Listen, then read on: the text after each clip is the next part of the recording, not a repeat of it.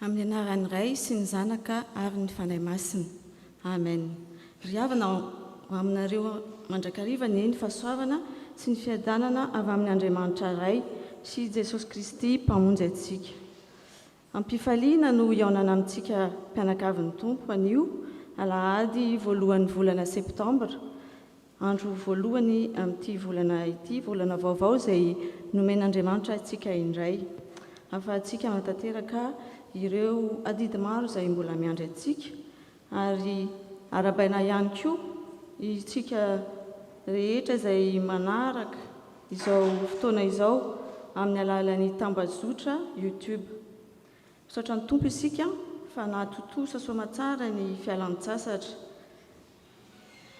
Anio zany dia tsy isy ny fandraisana fanasan'ny Tompo fa amin'ny lahady 8 septambra zany tsika no anao izany no ny fialan-tsasatry ny mpitandrina androany. Ary ny mitondra ny hafatra ho antsika anio dia ny loholona Rakotoniaina Charles. Ny lohahevitra izay banjintsika anio dia ny hoe ny hevitry Jesosy ny amin'ny fanaondrazana izay nalaina tao amin'ny bokin'ny Marka 7:5-10. Izao isika dia hiaraka maky ny salamo fa 770 ny andiny voalohany ka hatramin'ny fahasivy. Aleloia, mirafy raha-baovao an'i Jehovah, ny fiderana azy eo amin'ny fiangonan'ny olona masina. Aoka ny Israely hifaly amin'ny mpanao azy, aoka finaritra amin'ny mpanjakany ny Siony. Aoka hidera ny anarany amin'ny dia izy sy hankalaza azy amin'ny ampongatapaka sy ny lokanga. Fa sitraky Jehovah ny olona, ravany. Aoka ny olona masina hifaly amin'ny voninahitra, tsara eo amin'ny mpandriana izy. Aoka hisy fanandratana an'Andriamanitra eo am-bavany sy sabatra roa lela eo an-tanany. Hanaliany ny jentilisa sy hamaiza ny firenena maro. Hamanokany ireo fampagatra sy ny olona malaza amin'ny gadra vy. Hanaovany fitsarana voasoratra, voninahitry ny olona masina rehetra izany. Alléluia. Ataontsika ny hira FF 45, hira fiderana.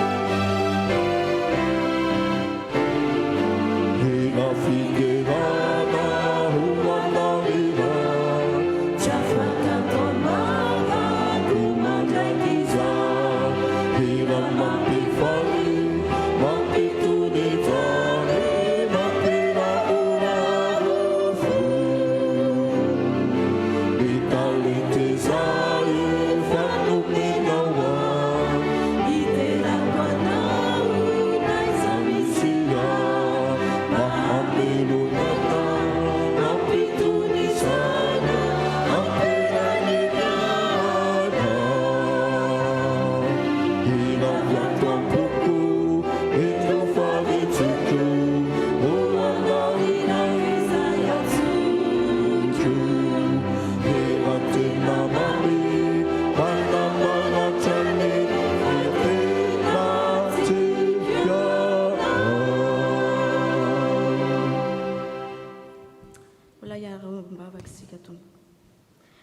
sy mankalaza ny atsaranao zahay ry tompo Andriamanitra ay noho ny fitiavanao anay nanomezanao anay maraina vaovao volana vaovao ahafahanay manantona anao indray amin'izao alahady izao amin'ny alalana izao fotoam-pivavahana izao maniry ny aona aminao izahay arotsay aminay ny fanay masinao mba andrasanay ny afatra rehetra izay tianao ampitaina aminay anio izay rehetra tsy avy aminao mangalatra ny fifantohanay anio dia tsy manana fahefana ty anatinay ampioreny tsara izahay hay anavaka ny feonao mibitsika aminay ho fanomezam-boninahitra anao tanteraka izao fotoana izao ho vavolombelona fa ianao rery no tompo izay mpanavitra anay ary mampandrosanay amin'ny lafiny rehetra eo amin'ny fiainan'ny fiangonanao sy eo amin'ny fiainanay andavanandro tsirairay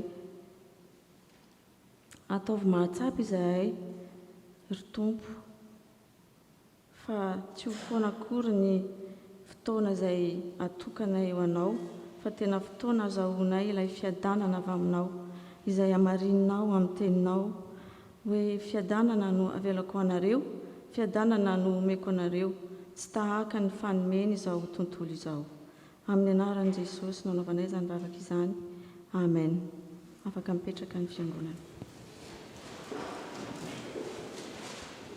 toy izao ary ry havana ny hevitr'Andriamanitra izay ambarany amintsika anio hoy ny tompo mihaino ry lanitra atonga ilany ny sofinao ry tany ny taiza sy nahalehibe zaza aho kanjo ny komy tamiko ireny ny ondriko dia mihaino ny feoko malala azy aho ary manaraka izy tsy nahatanteraka izany afatry ny tompo izany isika anio ka dia aoka hiaikinelontsika isika ary fona eo anatrehany hivavaka isika nampafantarinao anay anio ry tompo ny sitraponao ahafahanay mihaino ny teninao sy manaraka anao nefa tsy tanteraka izany fa manao izay mampalahelo ny fanahy masinao foana izahay amin'ireo feo hafa izay mibahanao anatinay na amin'ny fihetsika na amin'ny fiteny na amin'ny hevitra na amin'izay tsy takatry ny fisainanay hoy ianao izay manafina ny fahotany tsy ambinina fa izay mitsotra kosa ka mahafoy azy no hahazo famindrapo koa mitalao aminao izahay ry tompo enoy ny vavakay mangataka ny famelanao ny elokay amin'ny anaran'i Jesosy nanaovanay izany vavaka izany amen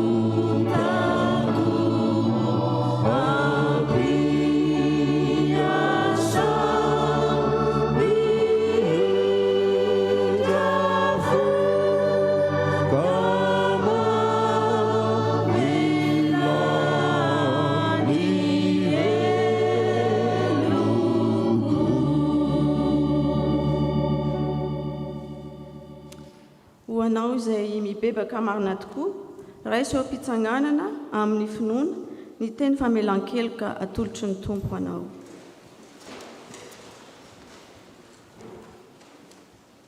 Indray mpimaso monja no nahafoizako anao, fa amin'ny indra fo lehibe kosa no ampodiko anao. Tamin'ny firehetan'ny fahatezerako no nanafianako ny tavako taminao indray mpimaso monja, fa amin'ny famindrapo mandrakizay kosa no amindrafoko aminao, hoy ny tompo mpanavotra anao. Fa na dia hifindra aza ny tendrombohitra, ary na dia hihetsika aza ny havoana, tsy mba hiala aminao ny famindrapoko, ary tsy hitsoaka ny faneken'ny fihavanako, hoy ny tompo mpamindra fo aminao. Amen.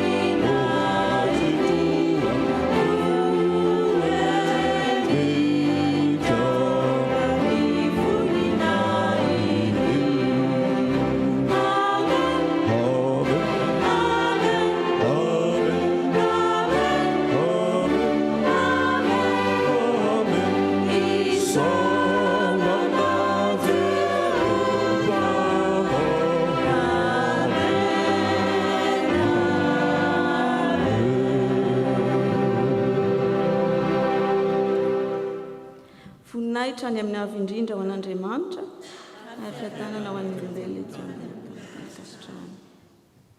raha mipetraka ny fiangonana. Mialohan'ny hitsanganan'ireo mpanompon'Andriamanitra hitarika antsika mivavaka sy hamaky mifandimby ny teny soratra masina, dia ataontsika ny hira FFPM 241 andininy voalohany.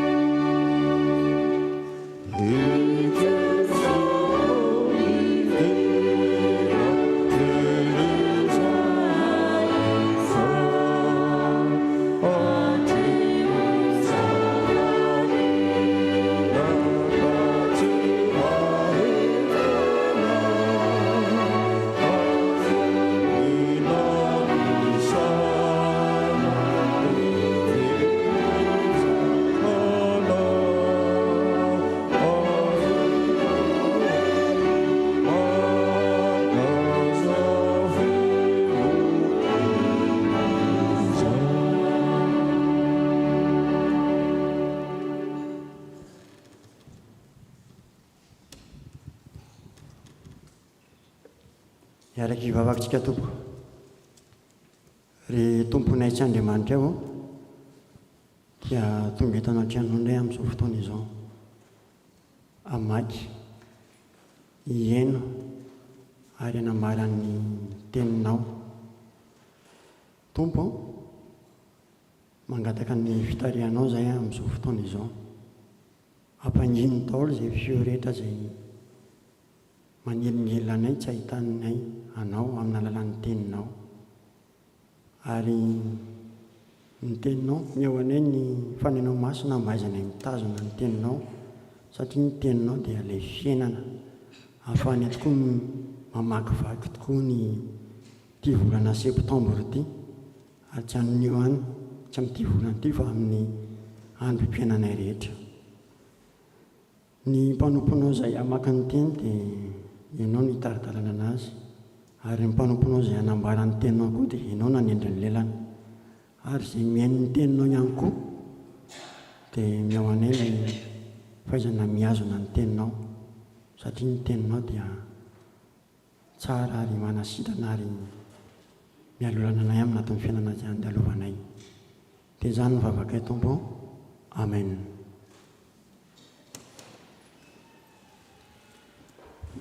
Izao tsika dia araka mamaky ny tenin'ny soratra masina izay hita amin'ny Deutéronomia 4:1-9 amin'ny anaran'i Jesosy. Ary ankehitriny ry Israely, mihaino ny didy sy ny fitsipika izay ampianariko anareo. Arahinareo mba ho velona ianareo, ka hiditra sy andova ny tany izy eo amin'i Jehovah Andriamanitra ny razanareo ianareo. Anjampianareo ny teny izay andidiko anareo ary aza ny esoranareo. Fantandreo ny didin'i Jehovah Andriamanitrareo izay andidiko anareo. Ny masonareo efa nahita izay nataon'i Jehovah noho ny tamin'ny Balam-peora. Fa ny olona rehetra izay nanaraka ny Balam-peora dia naringan'i Jehovah Andriamanitra ao, tsy ho eo aminao. Fa ianareo izay nifikitra tamin'i Jehovah Andriamanitrareo dia samy velona avokoa izao anio izao. Indro efa ampianariko didy sy fitsipika ianareo araka ny nandidian'i Jehovah Andriamanitra ao, mba arahinareo any amin'ny tany izay efa hidiranareo olovana. Koa ataondreo moa ary ataovy izany, fa izay no fahendrenareo sy ho fanananareo saina eny mason'ny fianarany samihafa. Fa ndray izany lalàna rehetra izany izy ka hanao hoe olona endry sy manan-tsaina toy io firenena io. Fa iza ny firenena na dia lehibe aza no mba manan'Andriamanitra akaiky azy tahaka an'i Jehovah Andriamanitra, amin'izany rehetra hiantsontsika azy. Ary izany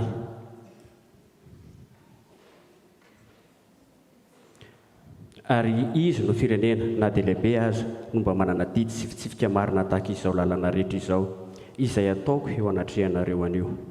Amen.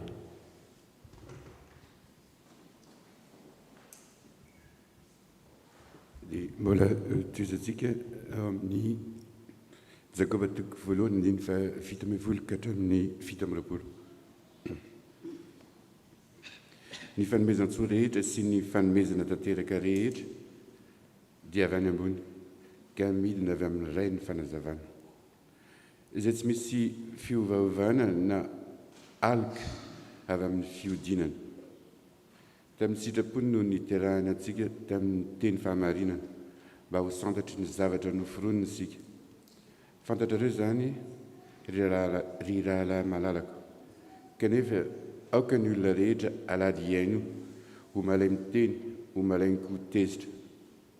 Fa ny fahatezeran'ny olona tsy ahefana izay marina eo mason'Andriamanitra.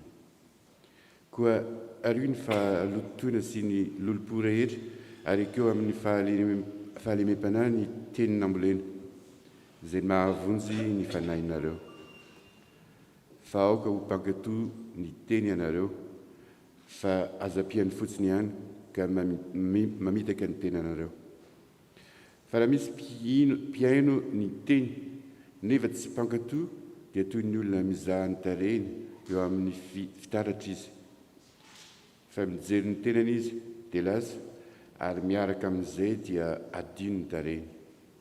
Fa izay mandinika ny lalàna tanteraka dia ny lalàn'ny fahafahana, ka maharitra amin'izany raha tsy mpiaino manadino, fa mpanao ny asa dia ho sambatra amin'ny asany izany olo izany. raha misy manao azy ho mpivavaka kanefa tsy manome ny vavany fa mamitaka ny fony dia zava-poana ny fivavahana izany olona izany.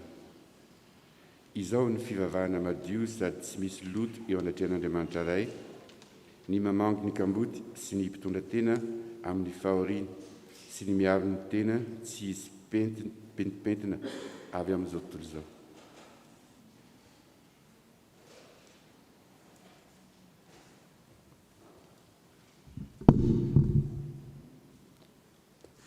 Teny somafaly filazantsara toizantsika ho tsy ahirana sy fantarina araka ny Matio 7 andininy voalohany ka hatramin'ny 7. Marka azafady Marka 7 andininy voalohany ka hatramin'ny 7. Izao ny fivakiny amin'ny anaran'i Jesosy. Ny fanaondrazana sy ny didin'Andriamanitra. Ary niangona teo aminy ny fariseo sy ny mpanoradalàna sasany izay avy tany Jerosalema, ka nahita ny mpianatra sasany fa nihinan-kanina tamin'ny tanana tsy madio, izany hoe tsy voasasa. Fa ny fariseo sy ny jiosy rehetra tsy mba mihinana raha tsy efa manasa tsara ny tanany, satria mitana ny fampianarana voatolotry ny razana izy. Ary raha avy any an-tsena dia tsy mihinana izy raha tsy misasa aloha. Ary misy fomba maro koa izay noraisiny ho tanana, dia ny manasa kapoaka sy famarana mba amin'izay fanaka varahana. Dia nanontany an Jesosy ny fariseo sy ny mpanoradalàna hoe, nahoana ny mpianatra ao tsy mba manaraka ny fampianarana voatolotry ny razana, fa mihinan-kanina amin'ny tanana tsy misasa izy? Fa Jesosy nanao taminy hoe, marina no naminaniny Isaia anareo mpiatsara velatsia, araka ny voasoratra hoe, ity fireneny ity manaja ahy amin'ny molony, fa ny fony kosa lavitra ahy. Ko foana ny vavahany ireo amiko. Raha mampianatra ny didin'olombelona ho fampianarana izy, ka mahafoy ny didin'Andriamanitra ianareo, ary mitana ny fanaon'olona. Ary koa i Jesosy taminy, hay, tsara ny nafozanareo ny didin'Andriamanitra mba hitandremanareo ny fampianarana voatolotra anareo, fa hoy Mosesy manaja ny rainao sy ny reninao. Ary koa izay miteny ratsy ny rainy sy ny reniny dia atao maty tokoa. Fa hoy kosa ianareo, raha misy olona milaza amin'ny rainy na amin'ny reniny hoe efa korbanina, izany hoe fanatitra ho an'Andriamanitra izay rehetra tokony ahazonao soa avy amiko, dia tsy havelanareo anao na inona ho an'ny rainy sy ny reniny intsony izy, ka dia foananareo ny tenin'Andriamanitra amin'ny fampianarana voatolotra anareo, izay nasainareo ho tandremana. Ary zavatra maro mifanahaka amin'izany tamin'izany no ataonareo, mifanatahaka amin'izany no ataonareo. Ary niantso ny vahoaka ankeo aminy indray izy, ka nanao taminy hoe, miano ahy ianareo rehetra ka mahafantara, fa tsy ny zavatra avy eo ivelany izay miditra ao anatin'ny olona no mahaloto azy, fa izay mivoaka avy ao anatin'ny olona no mahaloto azy. Ary rehefa niala teo amin'ny vahoaka Jesosy ka niditra tao an-trano, dia nanontany azy ny mpianany ny amin'izany fanoharana izany. Ary hoy izy taminy, hay, ianareo koa aza mba tsy mahafantatra? Tsy fantatrareo fa zay rehetra eo ivelan'ny olona ka miditra ao anatiny dia tsy mahaloto azy, satria tsy miditra ao am-pony izany fa ao an-kibony ihany, ka dia mivoaka amin'ny fivoahana. Izany no nolazainy mba hadio ny anina rehetra. aroa izy izay mivoaka avy eo amin'ny olona dia izany no mahaloto azy fa avy eo anatin'ny olona dia avy eo am-pony ny voan'ny sain-dratsy dia ny fijanganjangana, ny alatra, ny vonon'olona, ny fankalam-badin'olona, fakabandin'olona, ny fieremana, ny lolopo, ny fitaka, ny fijejojoana, ny maso ratsy, ny fitenenan-dratsy, ny avonavona, ny fahadalàna. Izany zava-dratsy rehetra izany no mivoaka avy eo anatin'ny olona ka mahaloto azy. Amen.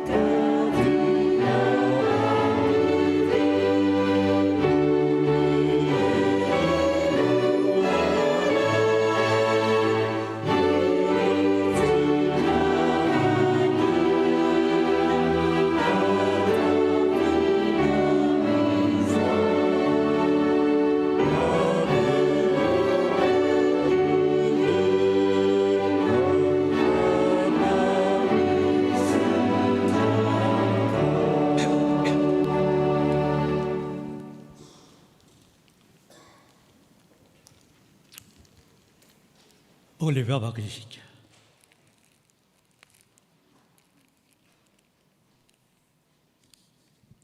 Andriamanitra rainay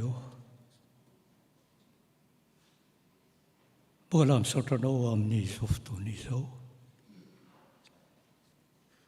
Eny misaotra noho ny tarehanao anay eto amin'ity tempolinao masina ity mba hiaino ny teny izay ambara aminay, mankataka ny fanahinao masina izay hiasa ao am-ponay, hiasa ato amin'ity mpanomponao izay hanambara izany.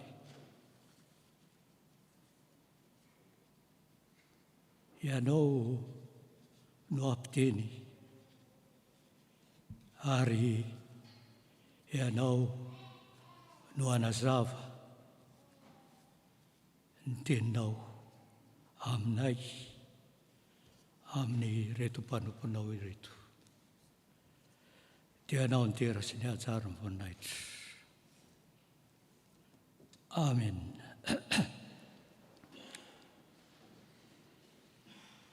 Rehefa malala ao amin'ny Tompo, ho aminareo ny fahasoavana sy ny fiadanana avy amin'Andriamanitra Ray sy Jesosy Kristy Tompo.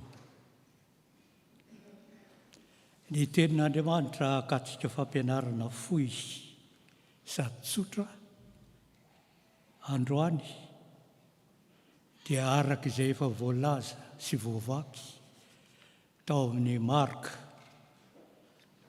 filazantsara araka ny Marka 7, indrindra ny voalohany ka hatramin'ny 7:20, izay manambara ny hevitry Jesosy ny amin'ny fanaondrazana jiosy sy fanazavana izay zavatra maloto na madio amin'ny olona.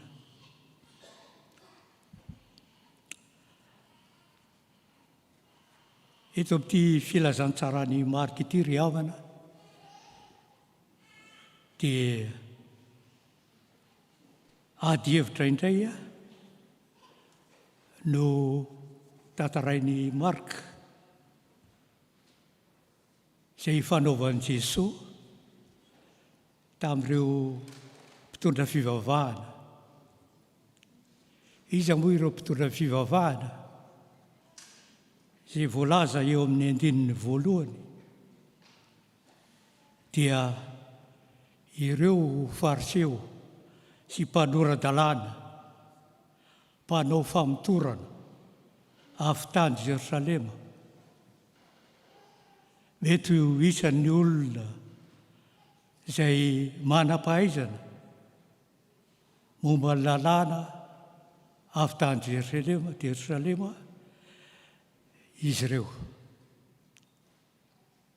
Dia tonga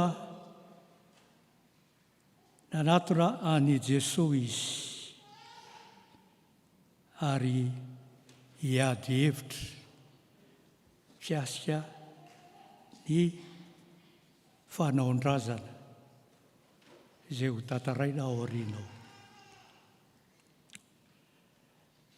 Ny ohabolantsika malagasy ry havana izay manao hoe ny azo vaniko lakana, ny tany nandrininy tsara. Ampiasaina matetika izany mba hafandraisana ny fihetsika asehon'ny ankizy anankiray rehefa ivelan'ny tokantrano sy ny karazana fizahaina azony tao amin'ny tokantrano. Teto ny mpianatra dia hitan'ireto mpitondra fivavahana ireto dia ny fariseo sy ny mpanoran-dalàna izany fa mihinana amin'ny tanina tsy madio araka ny fivavahana. Andininy faharoa. Mety ranontany tena mihitsy ireto mpitondra fivavahana ireto ka manao hoe mba taiza ary inona no azony reto tamin'ilay mpampianatra azy. Raha jerentsika tompo, raha jerentsika dia zavatra fohifohy ihany no hazavany marika dia amin'ny fomba mpidiovana amin'ny Diosy araka ny fampianarana voatolotry ny razana. Fa ny fariseo sy Jiosy dia tsy mba misakafo raha tsy efa manasa tanana tsara satria mitana ny fampianarana napetraky ny razana izy.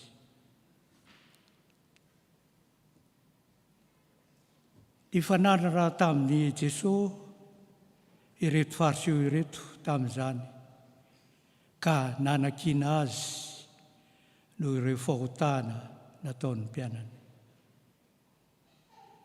Tiandreo fantatra mihitsy izay nahatonga ireto mpianatra tsy hiraraha ankasitraka ny fomban-drazana. Eo anatrehan'izany ary notadiavindry zareo ireo mpisorona sy fariseo ireo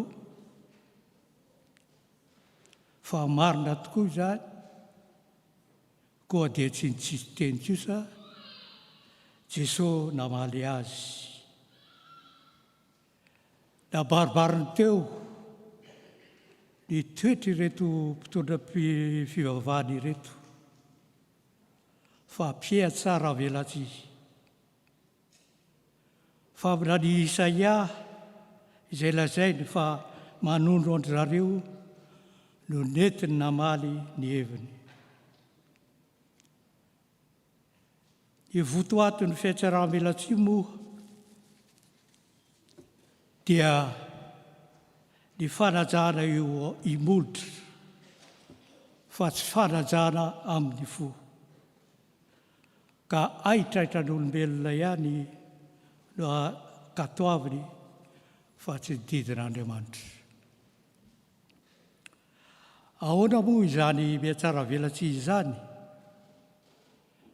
Nabaribary Jesosy taminy indray hoe, ay tsara na fohaizanareo ny didin'Andriamanitra, 15.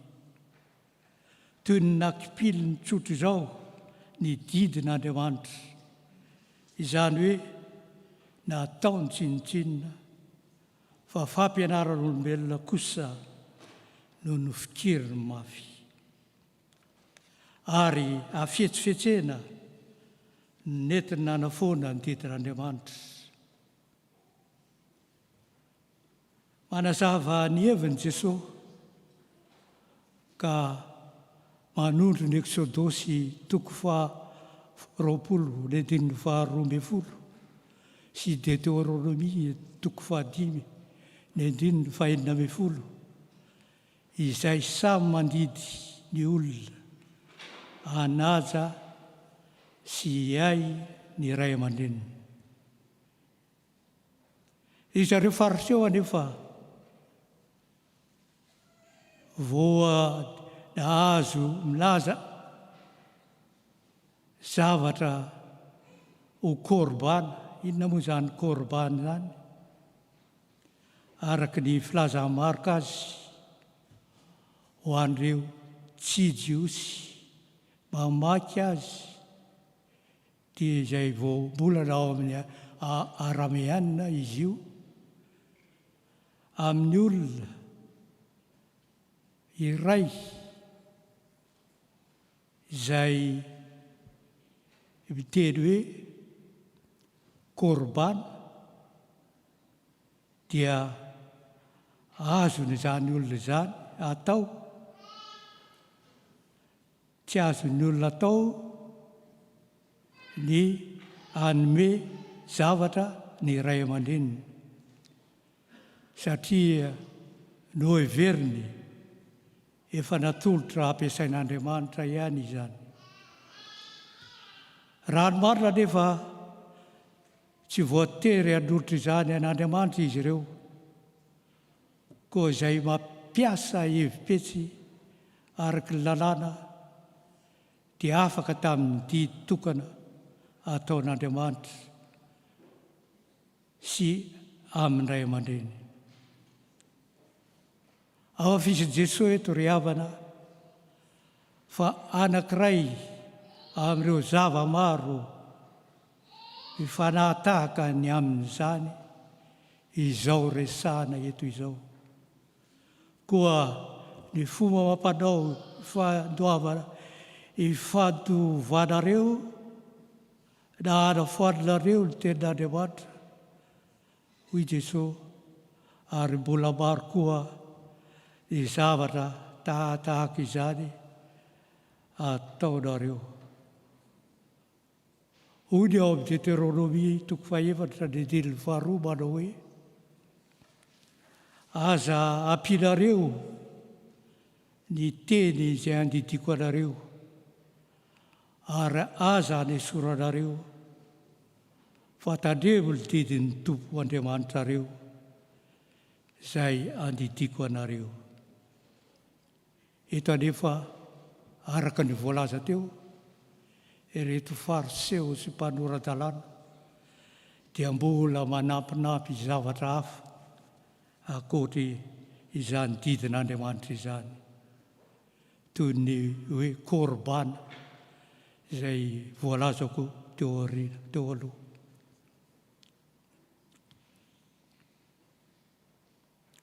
Fa inona tokoa no mahatonga Jesosy ilaza izany eo anatrehany izany hevitra izany ry havana, dia nanambara fanoharana iray Jesosy izay hitantsika eo amin'ny 5:20 ka hatramin'ny 7:20. Manambara ny olona izay madio da maloto da tsy madio. Izany hoe idona no mahaloto ny olona ary idona no mahadio ny olona, hoy Jesosy. Raha vakitsika ny 14 dia hoy izy, natsoy Jesosy akeo aminy indray ny vahoaka sady nilazainy hoe, miaino ahy ianareo rehetra ka mahafantara.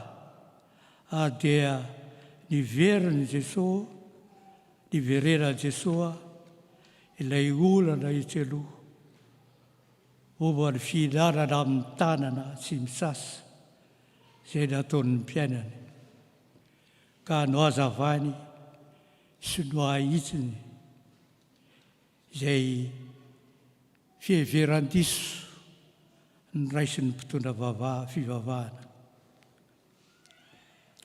Tsy zavatra avy ao eo ivelany izay miditra ao anatin'ny olona no mahaloto azy, fa izay voaka avy ao anatin'ny olona no mahaloto azy. 15.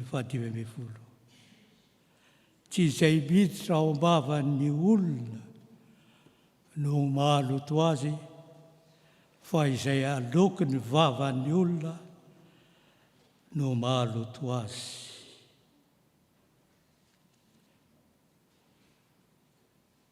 I tena mahaloto dia izay voaka avy ao anatin'ny olona.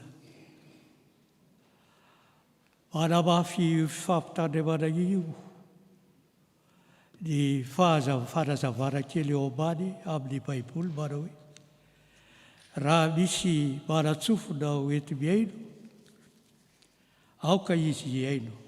15. Izany hoe ity ambarako aminareo ity, hoy Jesosy, no fahamarinana, dia izy no ienoy sy akatoavinareo, fa tsy izay foroporonina olona aminareo. Ny fomba tsy amin'ny jiosy ry havana no ivony olona, ny maha-izy ny olona, tahaka antsika malagasy hoe ny fanahy no maha-olona. Ao amin'ny Jakoba 1:20 koa dia misy izao teny izao hoe, raha misy mihevitena ho mivavaka nefa tsy mahafantatra ny lalany fa mamitaka ny fony, dia zava-poana ny fivavahany izany olona izany. Tatoriana dia nankatahan'ny mpianatra mangingina Jesosy hanazava misimisy koa ilay fampianarana mikasika ny zavatra madio sy tsy madio. Dia ariary teo ry havana fa mbola tsy takatry ny mpianatra ihany koa ireo zava-panahy izany izay findosiny izany teny izany, satria tsy takatry ny sainy ny fahagagana ny amin'ny mofo, fa mbola mafy ny fony.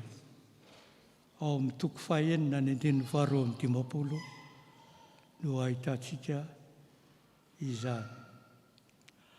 Avahan'i Jesosy tsara ny fo sy ny kibo ao amin'ny fanazavany.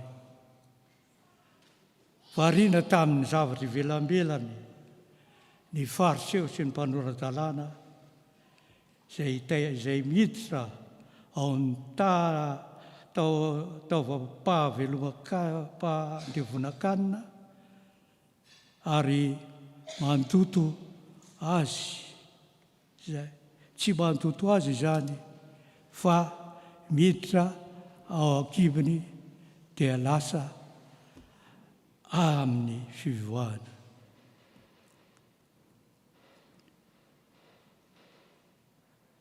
Miatika ilay marika eto, milaza ny fanampahazavana momba ny fitsipika ara-tsakafo ny Jiosy izay omeny Jesosy. Izany no hazavany mba hampadio ny sakafo rehetra.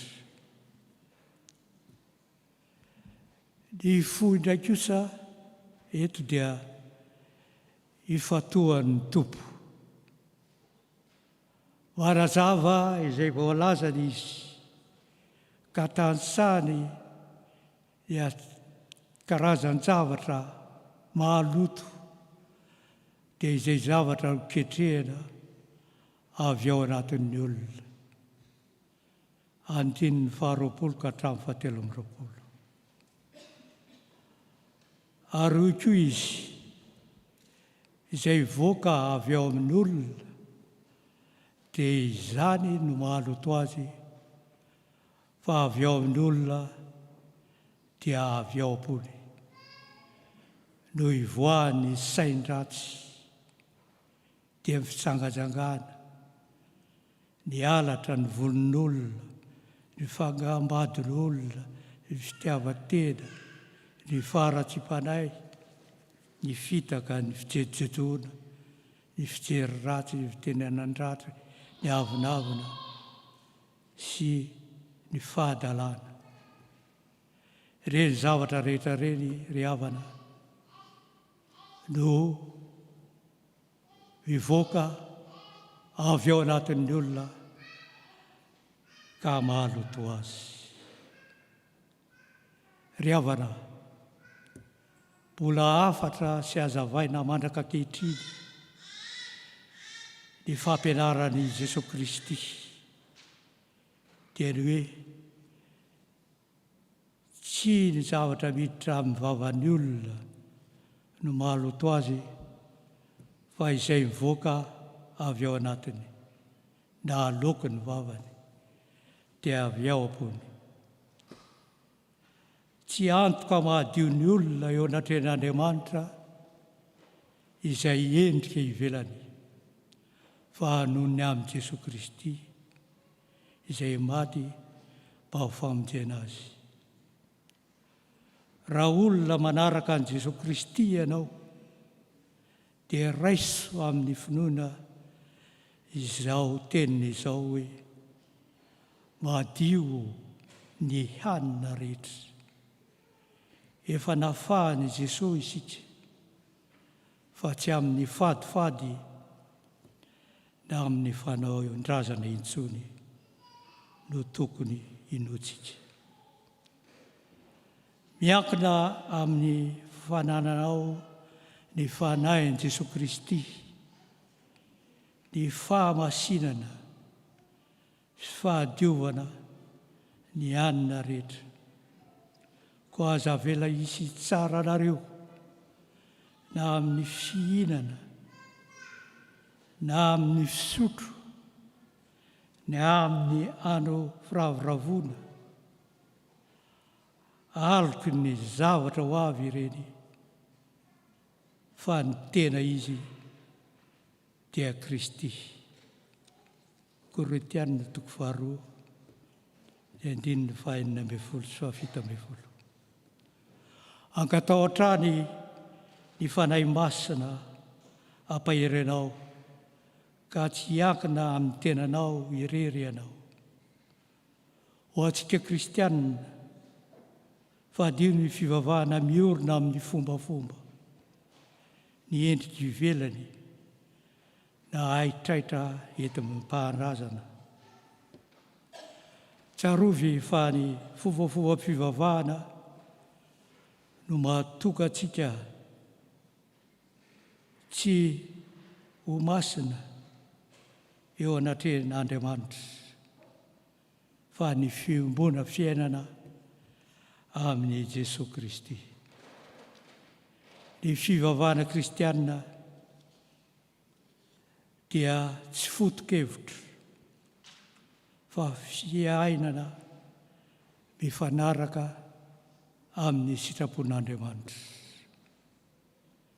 Tsarovy ary fa tsy ny zavatra miditra amin'ny vavan'ny olona no mahaloto azy, fa izay mivoaka avy ao anatiny, na aloky ny vavany dia avy ao ambony. Dia ho an'Andriamanitra irery any ny voninahitra ary eo amintsika hatrany ny fiadanany sy ny fahasoavany. Amen.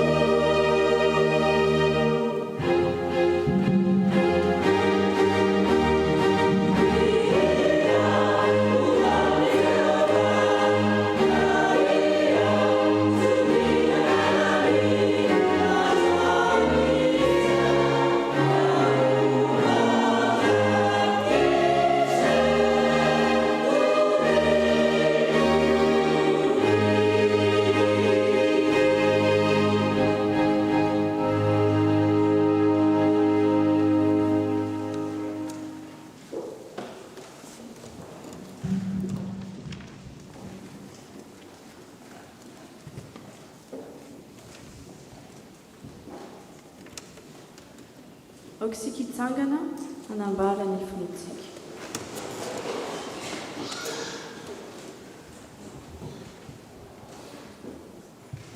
Minan'Andriamanitra ratsy mpanao lanitra sy ny tany ao, ary minan Jesosy Kristy zanan'ilay tokana tontsika, izay nitorotorona tamin'ny fanahy masina, nateraky Maria Virjiny, nijara nanapaka Pontsy Pilato, nombona tamin'ny hazo fijaliana, maty kanalevina, nidina tany amin'ny fiainatsika, nitsangana tamin'ny maty tamin'ny andro fahatelo, niakatra ho any an-danitra, mipetraka eo ankavan'Andriamanitra raitsy toa, avy any miaviny tsara ireo sy maty, mino ny fanahy masina, ny fiangonana masina manerana izao tontolo izao, ny fiangonana ny olona masina, ny famelan-keloka, ny fitsangana ny tena amin'ny maty, ary ny fiainana mandrakizay. Amen. Tonga eo amin'ny filazan-draharaha isika.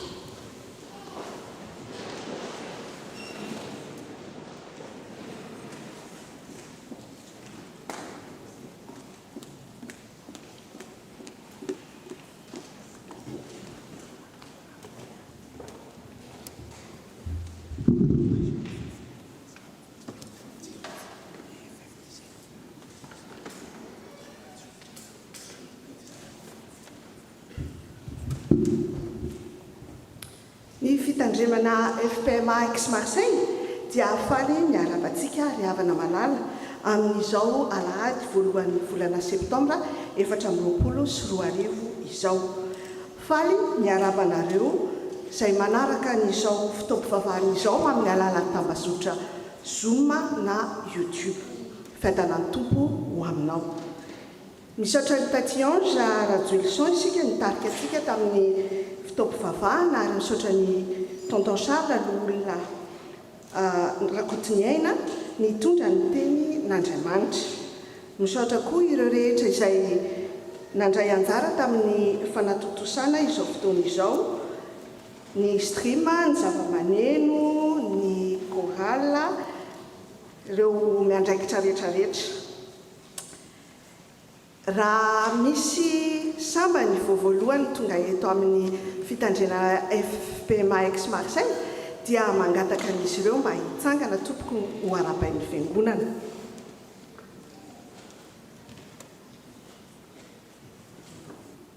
Tsy misy.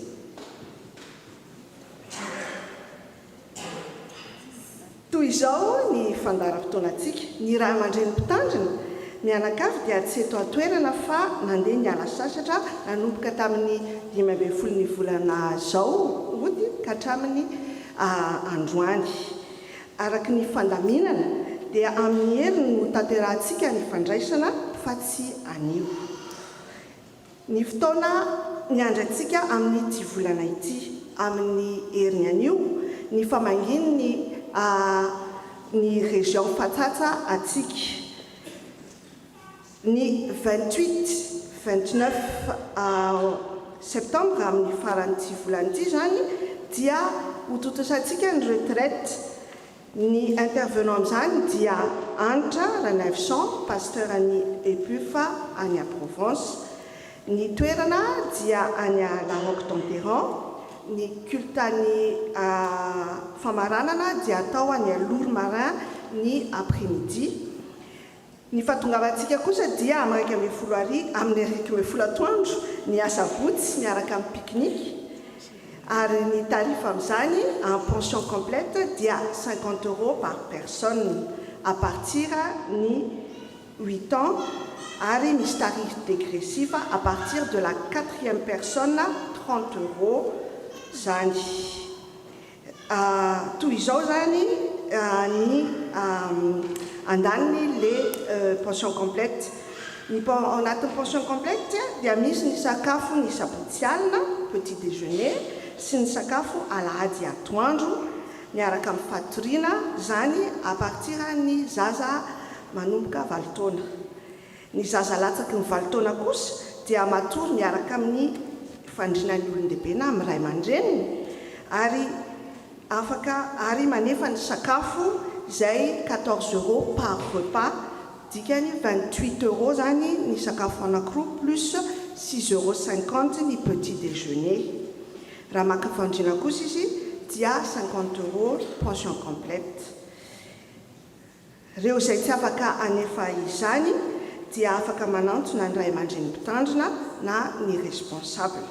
Aza atao empêchement zany, fa raha misy zany tsy afaka amintsika anohy an'izany dia aza misalasala manantona ny ray aman-dreny mpitandrina na ny responsable. Ny hetsika amin'ny 27 octobre, izy io dia hetsika faharoa ny fiangonana. Ny lohateny dia matoky mitsangana miantso anao izy, marika 7/7/20.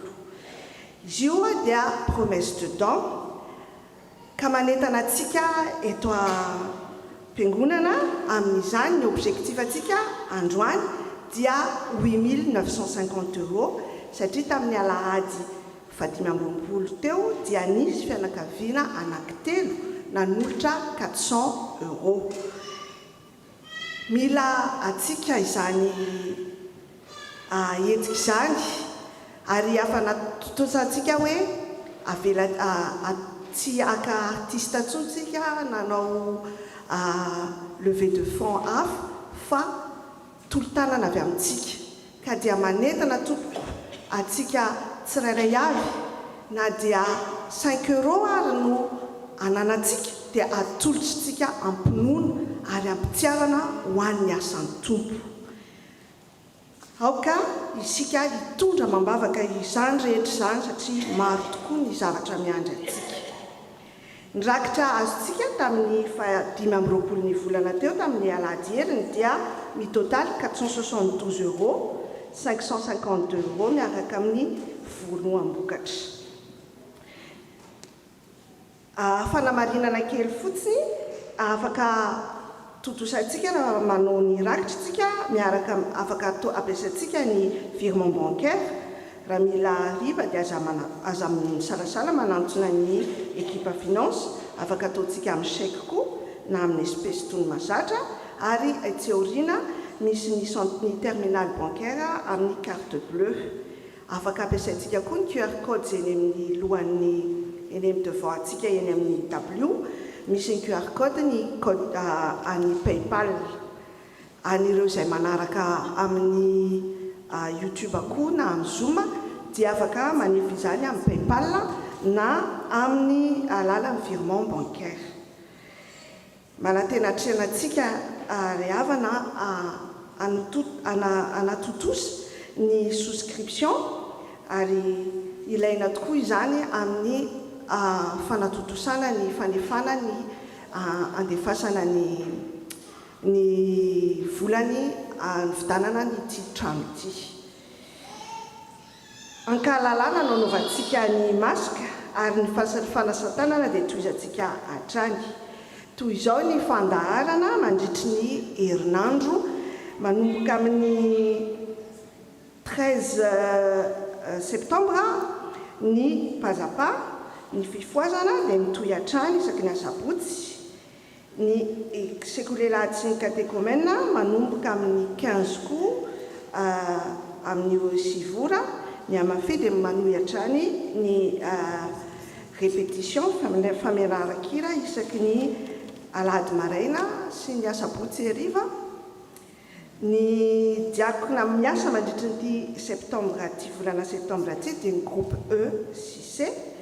Ny fanadiovana amin'ny fiangonana dia anjaran'ny diakona groupe E6C amin'ny asabotsy 7 ny volana septembre, ary ny boisson fraîche amin'ny lahady zao dia anjaran'ny SVK.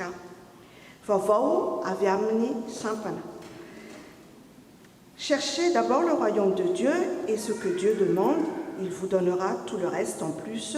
Matthieu chapitre 6 verset 33. Chers parents et enfants, nous vous saluons au nom de Jésus. C'est dans la joie que les moniteurs retrouvent les enfants pour cette nouvelle année scolaire. Pour cela, nous vous invitons le dimanche 8 septembre à 9h à la salle Bethléem pour une réunion d'information suivie d'un brunch. Votre présence est vivement souhaitée.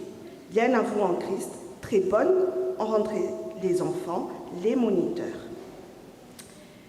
Tuizo kwa mniani catéchomène réunion de prise de contact est prévue le 8 septembre, donc avec l'école du dimanche, suivi d'un brunch avec l'école du dimanche. Donc chacun apportera quelque chose. Vovao aviamni sampanati. Grandir en jouant rejoint l'aventure le 7 septembre au parc Borelli à 11h avec un pique-nique. Vovao va sampana SVK, la zena ny SVK mahijanona vetivetsika ao aorian'ny fotoana fa misy zavatra hodiniana maika ny birao SVK. Vovao avy amin'ny sampana STK. À tous les jeunes, si tu as 18 ans ou plus, la section jeunes de l'Église t'invite à sa rentrée le samedi 21 septembre. Nous te donnons rendez-vous ici même à l'Église à 15h pour passer un après-midi ludique et convivial. Viens comme tu es, avec une tenue confortable et bien sûr avec ta dose de bonne humeur. Nous avons hâte de vous retrouver en espérant vous voir nombreux. Pour plus d'informations, n'hésitez pas à vous rapprocher de Dia ou d'un membre du bureau STK, le bureau STK. Vovao avam gazeti pamafi. Que la paix du Seigneur soit sur vous. Le journal de l'Église prépare son édition de rentrée et a besoin de vos plumes pour contribuer ensemble autour du thème suivant, unis dans la fraternité en Christ. Vos articles seront à envoyer en format Word ou PDF avant le dimanche 22 septembre à 23h59 à l'adresse mail pamafi@fpma.org. Nous comptons sur vous, fraternellement en Christ, l'équipe du Gazette Pamafi. Vovao, 13 et Madame. Flazana Manzou, ni fianakaviana Andriamakajy Moïse Mamsou sy ny zanany finaritra sy ny soa ary zoly dia namoy ny renibe ny tompoko-vavy Rasoarifidy Madeleine izay nodimandry tamin'ny alakamisy alina teo.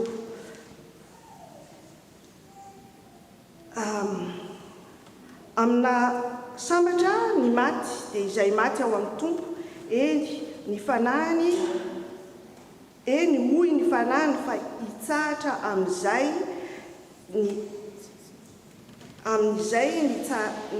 ny sasarany izy ary ny asany manaraka azy. Apokalipsy 4:7-10. Amin'ny kalahelo lehibe no ampandrenesanay anareo fa ny reninay renibeanay Rasoarifidy Madeleine vadina velan'ny tompokilary Andriamakajy dia natsondray hody aminy rehefa nivahiny 7 taona teto an-tany. Hoy ny zanany. Amin'ny atalata ho avy izao 3 septembre 2024 amin'ny 3 ora no anatanterahana ny fisaorana an'Andriamanitra sy fitondranam-bavaka ny fianakaviana ao amin'ny chambre funéraire Châteauneuf-les-Martigues mialohan'ny andefasana ny razana any an-tanindrazana. Ny nofony dia hiala ao Ambomanga atao veloma farany ao amin'ny FJKM Ambomanga mialohan'ny ametrahana azy ao Ampasan-drazany Ambodivoara. Ny famangina dia ho tanterahana raha fatafaverina avy any an-tanindrazana ny fianakaviana. Tantela mambahoana moa ny fiainana androany no tanterahantsika ny famangina any fianakaviana Dina sy Patricia Ramanambe izay nahazo zazalahy Dorian Salou Yaronyaina Ramanambe izay teraka tamin'ny 14 mai 2024. Aoka apetrakintsika amin'ny diarintsika koa hotsaroantsika ny daty ny 14 ny volana izao amin'ny 14 septembre izao sabotsy manasantsika ny fiangonana anatrika ny hetsika 13 mada izay ho tanterahana eto an-toerana manomboka amin'ny 10 ora. Misy fampisehoana fampiranketana momba ny Malagasy miaraka amin'ny sakafo animeny ny sampana rehetra eto an-toerana. ary mifarana ny ariva amin'ny alalan'ny vary amin'anana sy sosisy. Ka dia manasantsika rehetra amin'izany fa izany asa izany ho fampandrosoana ny asa sosialy eto amin'ny fiangonantsika. Ny pôle médicaux sociaux dia misy ny consultation zany amin'ny asabotsy fa 7 volana izao, afaka misoratra anarana amin'ny équipe médicale, amin'ny Taty Miora na amin'ny Rao. Tonga moa ny fidiran'ny mpianatra raha toa ka ilaina amin'ny fisoratana anarana any an-tsekoly na amin'ny ambaratonga rehetra ny vaksiny dia afaka manantsona ny commission médico-sociale anatanteraka ny vaksiny na hanome ny taratasy fanamarinana ny vaksiny. Marihana fa tsy ho an'ny mpianatra irery ihany ny vaksiny fa ho an'ny rehetra na ny kely na ny lehibe na ny zokiolona. Afaka soratra anarana ary afaka tanterana mandritry ny volana septambra ity zany misy en pôle médical afaka manao an'izany vaksiny zany aza misalasala tompoko. Ny urna etsy aoriana dia misy hatrany afaka androtsahantsika ny izay fotsika mba hividianana ny défibrillateur izay ilain'ny fiangonana amin'ny ERP atsika. Ny karaté dia mitohy hatrany isaky ny asabotsy hariva miaraka amin'ny tonton Augustin manomboka amin'ny 10 ora hariva eto an-toerana. Ny banque alimentaire dia misokatra hatrany ho antsika izay mila fanampiana ary ireo izay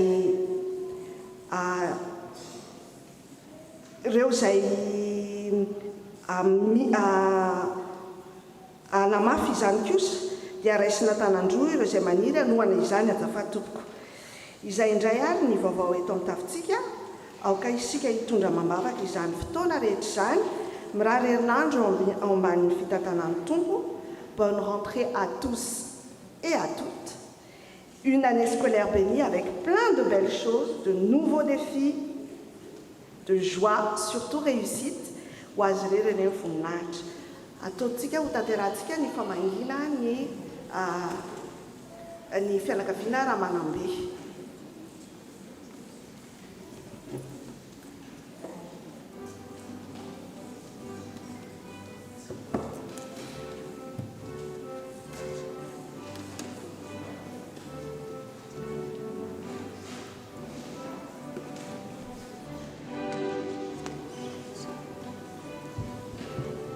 Faly miaravantsika menakavy miangavy ny komity sy ny olona mba hanatona ity zany iarabany namantsika.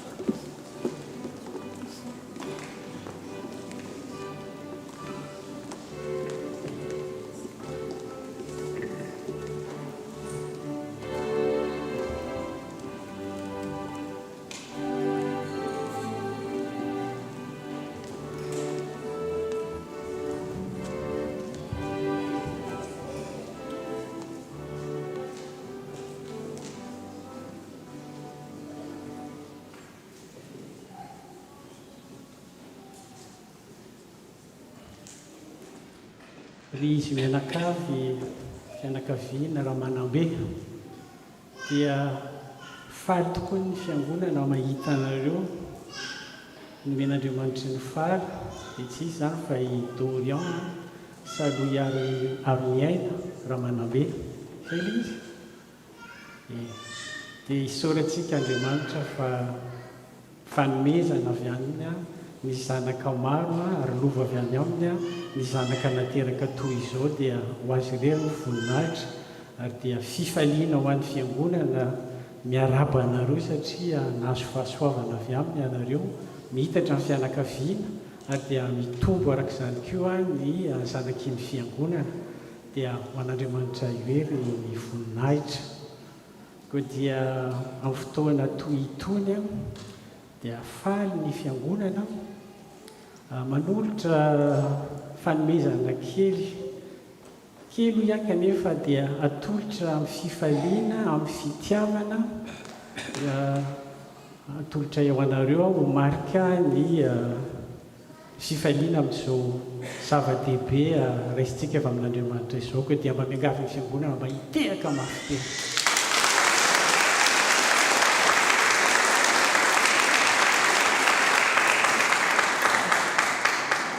Misaotra indrindra tompoko ko dia marorotaiza ary izy mianakavy tompo mba nareo raha sitraka reo dia hiaraka hivavaka isika. Andriamanitra tsara indrindra indri ny alehibe ny fitiavanao, indri faly izahay satria nasombonaina ny fianakaviana Ramanambe tonga Soamatsary d'Orient ary dia fantatray fa fanomezana avy aminao tokoa izany. Misaotra fa tsy diso anjara amin'ny tsodrano izay nataonao fahizay hoe mitombo mamino ny tany ary dia nahazo izany namanay, nahazo izany ny toavanay, nahazo izany ny fiangonana ko atao ahoana tompo no tsy hisaotranao. Ary ny iriny fonay amin'izao fotoana izao dia mba hiarovanao ny zaza, ny hitahinao azy ka ahafahany mitombo sy mivelatra amin'ny lafiny rehetra. Dia ho fifaliany ray aman-dreny ary indrindra koa ahita fity aminao, ahita fity koa amin'ny olona rehetra. Dia mba ho tonga ny rinany ho vavolombelonao, ho mpanompo masoanao, ho reharehanao amin'ny androm-piainana manontolo. Izany no fanerenay apetraka eo ampelantananao amin'ny anaran-tsoanao Jesosy no anaovana izany vavaka izany. Amen. Dia mahazo teo.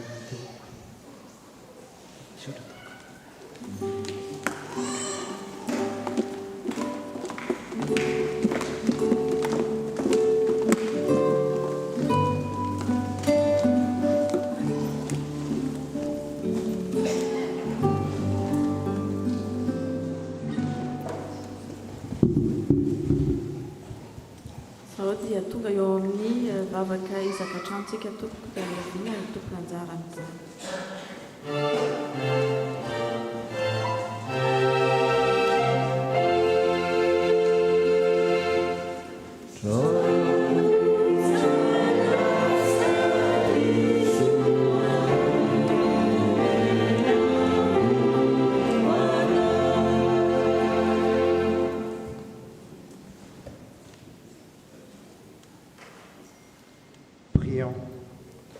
Merci Seigneur de nous avoir aidés dans les démarches financières et matérielles pour avoir et embellir cette maison. Merci pour tous les projets que tu as mis dans nos cœurs pour créer un lieu de paix où tout le monde peut se sentir bien. Nous remettons entre tes mains tous nos projets encore inaccomplis, qu'ils puissent être grands et pleins d'espoir. Protège les membres de cette Église pour qu'ils puissent continuer à leur donner la force d'enrichir notre maison dans les moindres détails, tels que le remboursement de nos dus. Merci Seigneur d'être toujours à nos côtés. Amen.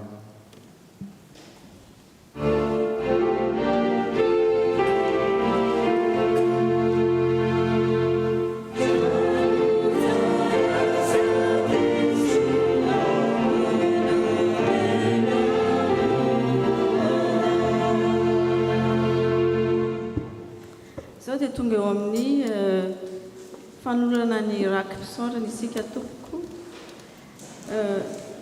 Tsarovy ry havana fa izay ny manome angam-pifaliana no sidrak'Andriamanitra. Amen.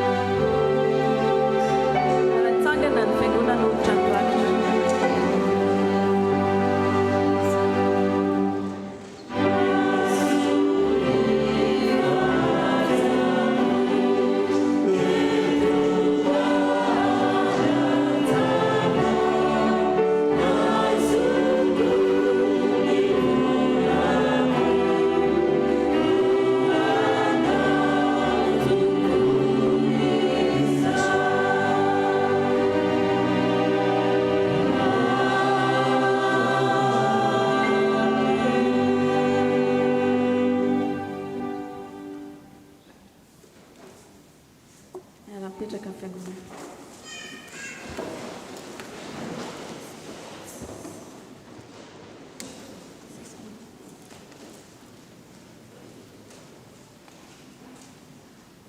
Angataka ny tompona anjara amin'ny vavaka sy fisaorana tompoko.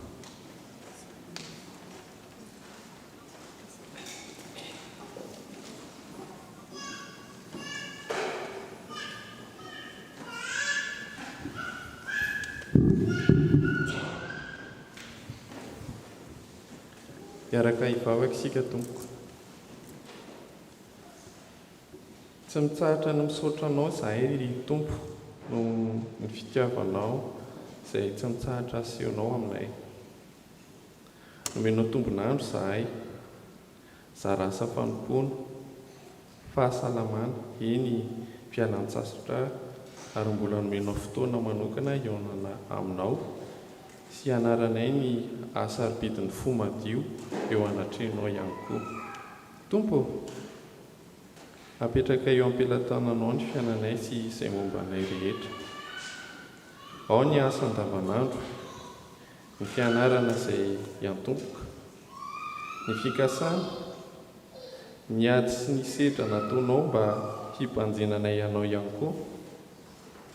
Tsy adino ihany koa ny fiangonanao amin'ny asa fitorianany filazantsara sy fijoroana vavolombelona eo amin'ny fiarahamonina nametrahanao azy mba ho fanasina n'aiza n'aiza.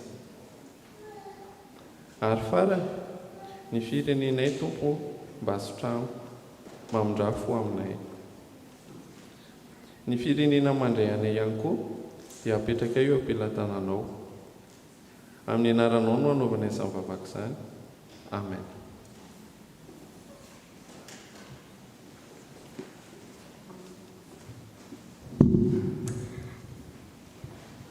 Ny alohan'ny afatra sy tsiodrano dia iarahantsika atao eo am-pitsanganana ny hira FFPM 808 ny andininy voalohany sy ny faharoa.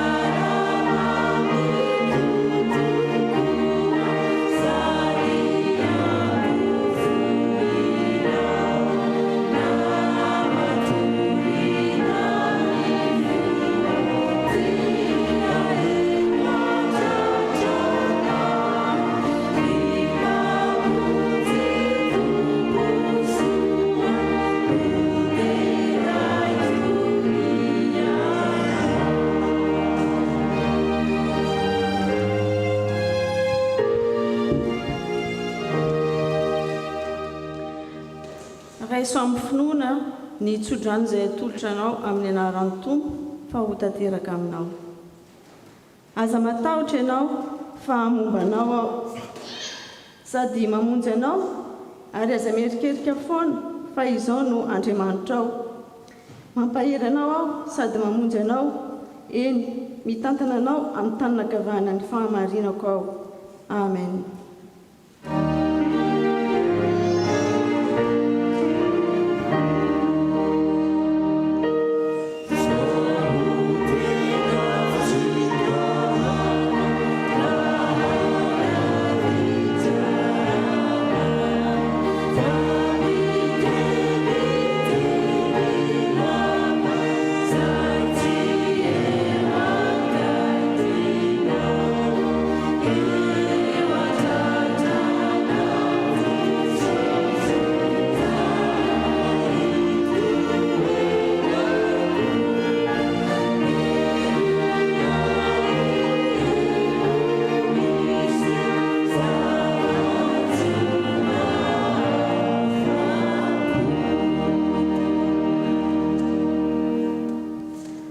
voninahitra ho an'Andriamanitra iray sy zanaka ary fanahy masina izay hatramin'ny taloha indrindra ka ho mandrakizay. Amen. Mandehana amin'ny fiadanana ka manompony tompo. Bon dimanche et bonne rentrée à tous.